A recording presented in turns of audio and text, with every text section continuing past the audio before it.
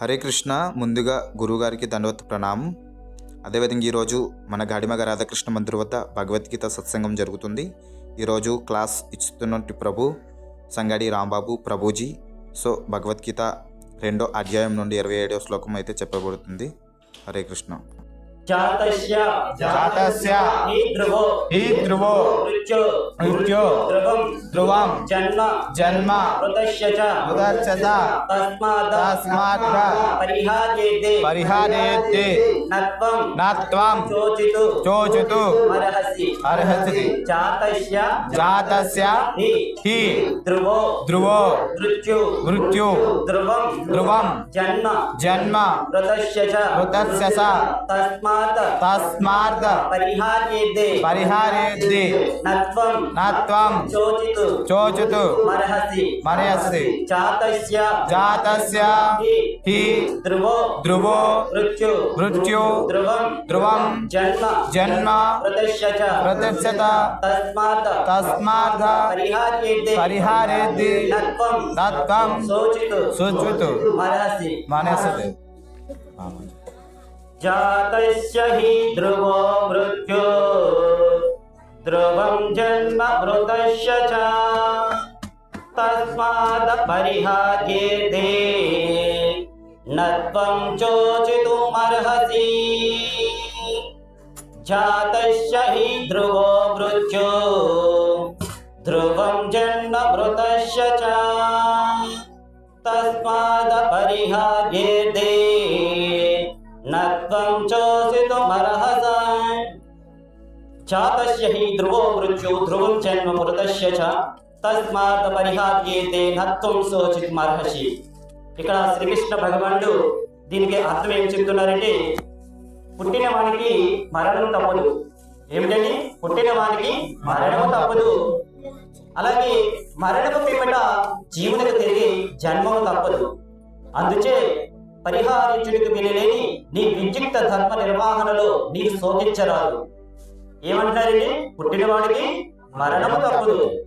అలాగే మరణం పిమ్మట ఆ జీవి ఏమవుతుందండి? ఆత్మ మళ్ళీ జన్మిస్తుందండి. అందుచే పరిహారించుడికి వీలులేని నీ విద్యుత్ ధర్మ నిర్వహణలో నీకు శోధించరాదని అంటున్నారు. భాష ఏం చెప్తున్నారంటే మన శ్రీల ప్రభుపాదుల వారు, ఎవరికైనాను జీవితంలోని కర్మలను అనుసరించి తిరిగి జన్మించవలసి వచ్చింది. అతడు తన నిర్ణీత కాల కార్యములు ముగిసిన వెంటనే ఈ జన్మను విడిచి మరొక జన్మను పొందును. ఈ విధముగా జనన మరణ చక్రము ద్వారా మరొక జన్మకు మానవుడు విముక్తి అనేది లేకుండా సంచరిస్తున్నాడు. ఇట్టి జనన మరణ చక్రము అనవసర హత్యలు, జంతు హింస, యుద్ధము వంటి వాటిని సమర్థించదు. కానీ అదే సమయంలో మానవ సంఘములో శాంతి భద్రతలను నెలకొల్పుడు కొరకే అట్టి హింస మరియు యుద్ధములు అనివార్య అంశములను. శ్రీకృష్ణ భగవానుని సంకల్పమొకటి చేత కురుక్షేత్ర సంగ్రామము అనివార్యమైనది. అంతేకాకుండా ధర్మము కొరకే యుద్ధము చేయట క్షత్రియుల విద్యుక్త ధర్మము. తన స్వధర్మను నిర్వర్తించినప్పుడు అర్జునుడు ఎందుకు తన బంధువుల మరణమును గూర్చి చింతించవలెను లేదా భయపడవలెను? క్షత్రియ ధర్మము త్యజించి పాపముకు కొరకుట అతడికి తగదు. నిజమునకు పాపమునకే అతడు ఎంతగానో భయపడుతుండెను. అంతేకాకుండా స్వధర్మమైన యుద్ధమును విడుచుట ద్వారా అతడెన్నడూ తన బంధువుల మరణమును నివారించలేడు. కానీ అధర్మ మార్గమును ఎంచుకున్నట్టు ద్వారా అతడు పతనము చెందుడు. హరే కృష్ణ కృష్ణ కృష్ణ హరే హరే హరే రామ హరే రామ రామ రామ హరే హరే. ఇక్కడ శ్రీకృష్ణ భగవానుడు ఏం చెప్తున్నారంటే, పుట్టిన వాడికి మరణం తప్పదు, మరణించిన వాడికి తిరిగి జన్మ అనేది మళ్ళీ వస్తుందండి. ఇది ఏంటంటే, ప్రతి యుగములను కూడా మన ఆత్మ అనేది మనం చేసుకునే కర్మలు బట్టి మనిషి జన్మ ఎత్తొచ్చు, పశు జన్మ ఎత్తొచ్చు, త్రివికేట ఒక చెట్టు కిందో లేకపోతే పుట్ట కిందో, పాము కిందో, పురుగు కిందో, ఇలా ఎన్నో జన్మలు ఉంటాయండి. ఏ జన్మ ఎత్తాలని మనం చేసుకునే కర్మ బట్టి ఉంటుంది. ఎవరు చేసుకున్న కర్మ బట్టి వారు జన్మను అనుభవించవలసి వస్తుంది. పుట్టిన వాడికి మరణం తప్పదు, మరణించిన వాడికి జన్మము తప్పదు. ఇందులో మనం అర్థం చేసుకోవాల్సింది ఏంటంటే ప్రతి ఒక్కరూ కూడా ఉన్నామండి. మనమందరం కూడా శాశ్వతం అండి. మనమందరం కూడా శాశ్వతమా? కాదు. ఈ శరీరం శాశ్వతం కాదండి. ఆత్మ ఒకటే శాశ్వతం. ఈ శరీరం కాకపోతే ఈ ఆత్మకి ఇంకొక శరీరం కూడా వస్తుంది.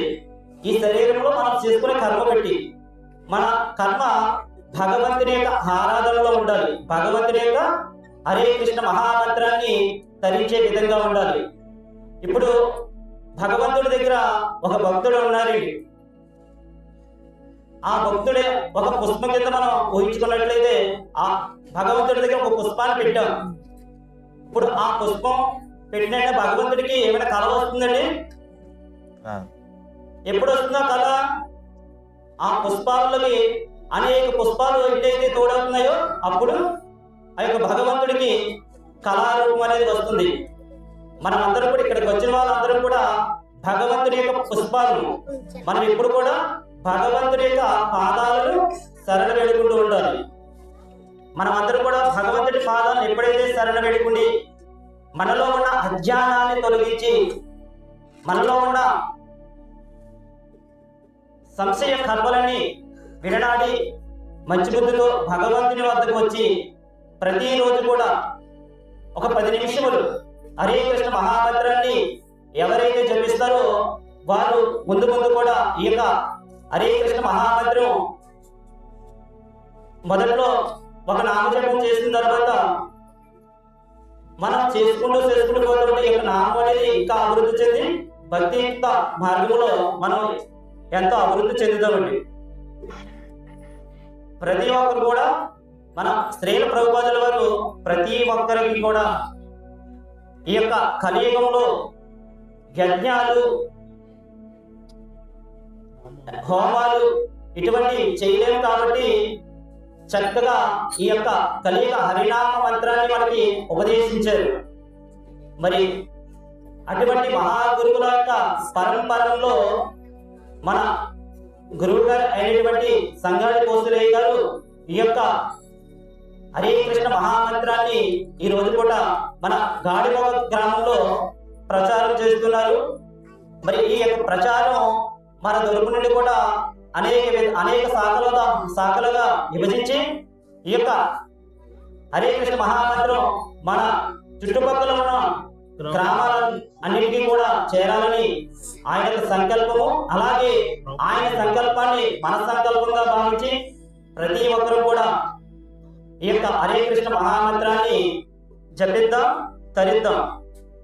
హరే కృష్ణ కృష్ణ కృష్ణ హరే హరే, హరే రామ